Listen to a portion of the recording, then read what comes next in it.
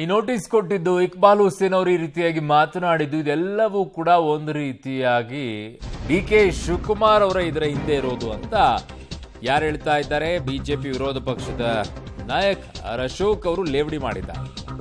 Iqbal ಹುಸೇನ್ಗೆ notice ಕೊಟ್ಟಿದ್ದು D K Shivakumar ಅವರ ನಾಟಕ. ಮಗು ಚೂಟೋದು ಅವರೇ, ತೊಟ್ಟಿಲು ತೂಗೋದು ಅವರೇ.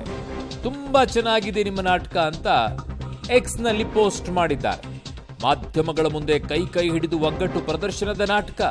ತೆರೆಮರೆಯಲ್ಲಿ ಬೆಂಬಲಿಗರ ಮೂಲಕ ಬೆನ್ನಿಗೆ ಚೂರಿ ಇರಿತ. ಸಿದ್ದರಾಮಯ್ಯ ಡಿಕೆ ಜಗಳದಲ್ಲಿ ಕರ್ನಾಟಕ ಬಡವಾಗ್ತಾ ಇದೆ ಅಂತ ಎಕ್ಸ್ ಪೋಸ್ಟ್ ನಲ್ಲಿ ಈಗ ಪೋಸ್ಟ್ ಮಾಡಿದ್ದಾರೆ ಆರ್ ಅಶೋಕ್ ಅವರು ಹಾಸ್ಯಭರಿತವಾಗಿ. ಅವತ್ತೇನಾಗಿತ್ತು ಸರ್? ನೀವು ಅಧಿಕಾರದಲ್ಲಿದ್ರಲ್ಲ ಅಶೋಕ್ ಅವರೇ, ಅವತ್ತು ಯಾರ್ಯಾರು ಜಗಳ ಮಾಡ್ಕೊಳ್ತಾ ಇದ್ರಿ? ಅವಾಗ ಏನೇನಾಯಿತು? ಯಾರ್ಯಾರು ಕಿತ್ತಾಡ್ಕೊಳ್ತಾ ಇದ್ರಿ?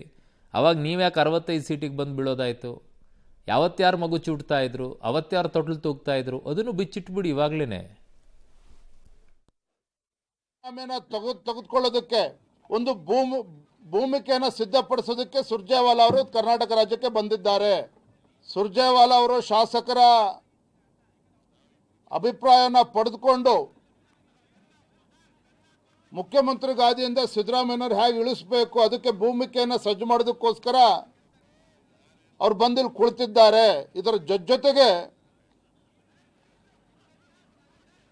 ಮುಖ್ಯಮಂತ್ರಿ ಗಾದಿಗೆ ಇವತ್ತು ಪೈಪೋಟಿ ಪ್ರಾರಂಭ ಹೆಚ್ಚಾಗಿದೆ.